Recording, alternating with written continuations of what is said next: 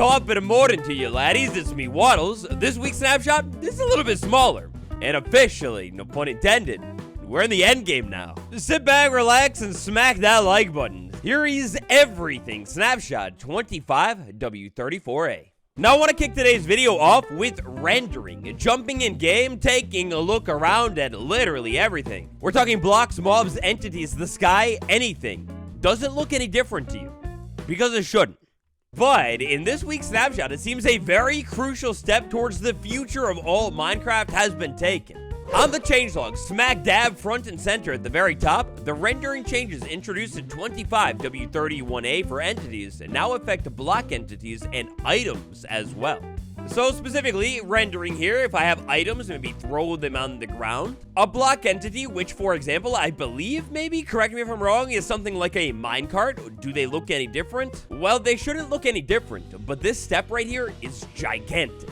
The Vibrant Vanguard's Discord server. This is a server that we haven't taken a look at in a while, but if we look back at the roadmap that was presented here, walking towards vibrant visuals for Java Edition, first the devs want to refactor, modernize, optimize the rendering code, and then add more complex rendering features like shadows or reflections. And they wanted to stop rendering the game in the main thread, instead introducing a second one for it. As a prereq, they're going to have to go through all of the rendering code.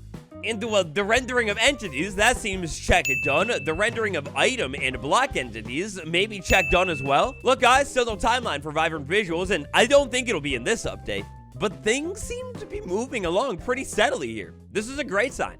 Now we're looking for the side of the times, the release date signal for the update. Oh man, a Minecraft snapshot, big or small, it just brings me so much joy and excitement. In this snapshot, though it is small, we've got a big new feature as soon as you open up the game. We're back in the Village and Pillage update, baby. We've got a brand new main menu panorama that is going to start the Copper Golem. Look at you over there. The Copper Golem inside of a village. Maybe the devs are hinting at, hey, use the Copper Golem with your villagers to sort the trades. Maybe they just didn't know where to put the Copper Golem on the main menu, and so they said, I don't know, man, a village is kind of cool looking. But either way, we get a romantic brand new panorama. If you got more time on your hands than I do today, open up the game and just don't play it, dude. Just like watch the menu because it's beautiful. From last week's snapshot with the announcement of the winding down of this update, we already had an inkling that it was on its last leg and almost done. But always, a brand new main menu panorama, it's the ultimate sign of the end. Now, do you remember from the last update, the dialogue screen? This was basically a brand new screen. There's a command in game to show some examples in which you can add, well, it's a brand new command in order to be able to add brand new screens. For servers now, we've got a new one that is absolutely amazing. One of the biggest features inside of this snapshot is the brand new server code of conduct. This is going to be an optional screen that can pop up when you are joining a server. On the screen, you will have a checkbox that you will need to accept if you want to play on the screen. A checkbox is available for not showing the code of conduct for players multiple times over and over. But if it changes, it'll be shown again. This is a brand new Boolean field that will be able to be found inside of the server properties file. And of course, the server code of conduct jazz, if you're going to use it yourself, well, you'll have to write it yourself. There's no like default code of conduct or anything like that. This is simply a new option for people who manage servers to be able to like lay the rules, kind of like you can on Discord or a ton of other places. Not gonna lie, it's actually kind of crazy that Minecraft hasn't had something like this, like in all of its lifespan. It's one of those things that you just think of and you're like, wait, how hasn't that been a thing? Now, this week's snapshot, when it comes to bug fixes, man, it's a whopper. We've got something like 53 individual bug fixes and small toggles. I want to send a shout out to the first 3-digit bug fix of the entire year because Minecraft bug 383. Dude, this has been in the game since 2012 on my aunt's birthday. Dude, no way. In the world selection screen, world names and version timestamps can overflow to the right since Minecraft 1.4.2. So yeah, on this main menu, this is all about world names just overflowing past this bar. You've definitely seen it before, and yeah, no longer is that happening. We got a ... there instead. If I hover over a world that gets a little bit longer, you can now see this tooltip that'll pop up instead. Now, of course, not all, but many of the bug fixes in this week's snapshot at last have to do with the Copper Golem. This week's snapshot introduces for the very first time, essentially since its introduction, polishing work done to the Copper Golem. Now we got a lot here, but starting with the basics here. If I take a look at the hitbox of the copper golem, it has now been shrunk down. It's smaller than it was before. Curiously here, this bug fix has been done in order to fix copper golem pathfinding. So let's test this out here. If I have a copper golem and a chest inside of it, the copper golem with this smaller hitbox should now be able to pathfind its way through an open door, bro. Yeah, you get stuck a little, but you can do it. Now, what I want to see here is, can you still actually interact with doors and open them? If I have a copper chest on the outside here, I don't think you're even trying it. Dude. At one point, they could actually open doors. I figured it was maybe not intentional, but yeah, unfortunately, it doesn't seem like they're doing that. Now, the one weird thing about this hitbox here you might notice is the fact that the lightning rod is not included. This was done intentionally so the copper golem won't get stuck on as many blocks. However, as you will probably notice here, if I had a copper golem inside and open up this space right there, it will never actually try and walk out of this space. That's because the hitbox for the copper golem is actually 1.01 blocks. So what that'll mean is, if I had an area set up something like this right here and I put a copper golem inside of it, even though it looks like it could totally just waltz right on out of there, it will never, never actually do that, even if tempted with its favorite thing in the world. When talking about the copper golem, looking at spawn eggs here, instead of the spawn egg being at the end of the list of spawn eggs, it is now placed correctly in alphabetical order. When summoning a copper golem with the no AI tag set to true, the copper golem would still rotate and spin its head. Also, if I wanted this boy to just stop making copper noises, I could set its silent tag to true. But previously, even if those tags were set to true, it would basically ignore them. The golem wouldn't walk around, but it would still animate, spin its head, and make some sounds. It will no longer do any of that jazz. The copper golem, invisibility. Previously, if I smacked this thing with a little bit of invisibility, only its eyes would pop up. Now it's actually fully invisible. I don't know, man. I don't know about you, but I feel like the eyes floating was kind of cool.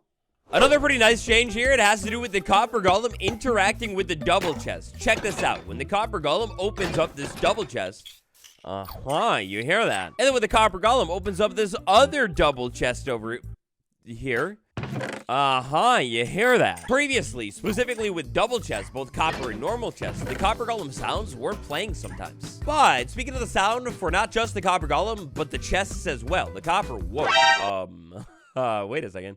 In a couple of parody updates with Bedrock Edition, the sounds are both quieter and only audible up to 12 blocks away. That's a decrease.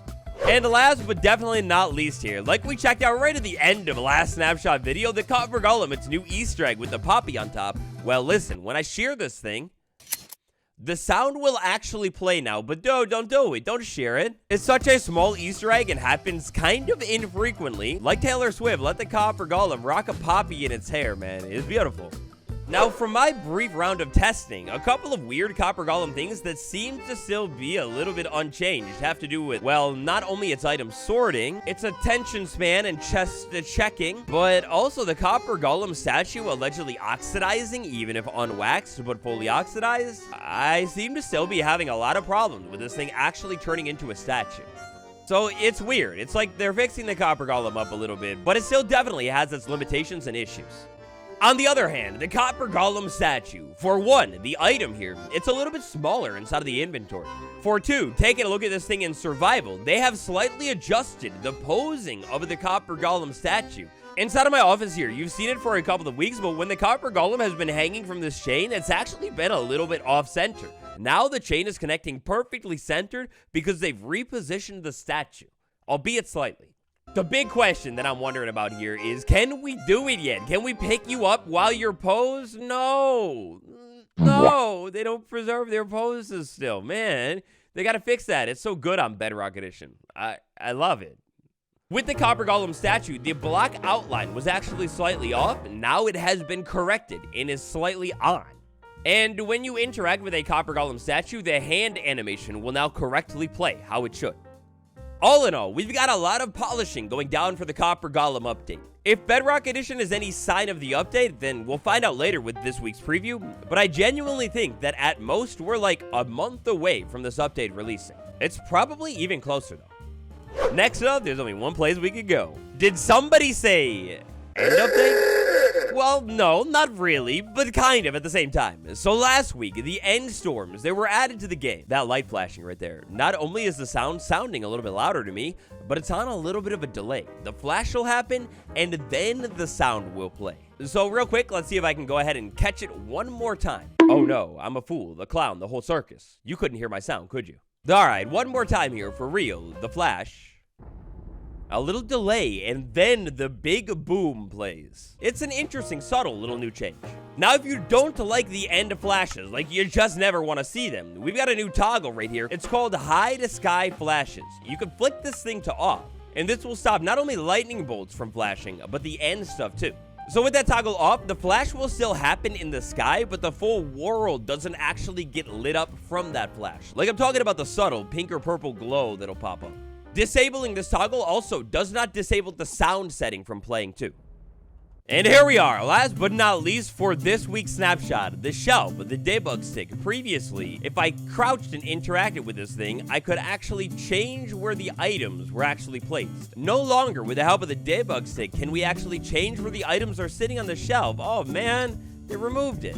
Yeah, so instead here, they removed Alliance item to bottom, block state, and it was replaced with an equally named Boolean field on the shelf block entity. Shelves created with this property in the last snapshot were just reset. So I guess you could still do it, but at the same time, it's just done a little bit differently. Anyway, Minecraft snapshot 25w34a. That's just about all that I think I have for you today. Thank you all so much for watching. Smash that like button and subscribe for more. I'll be live tomorrow, 3 p.m. Eastern from the survival world. It's gonna be fire. Adios, muchachos.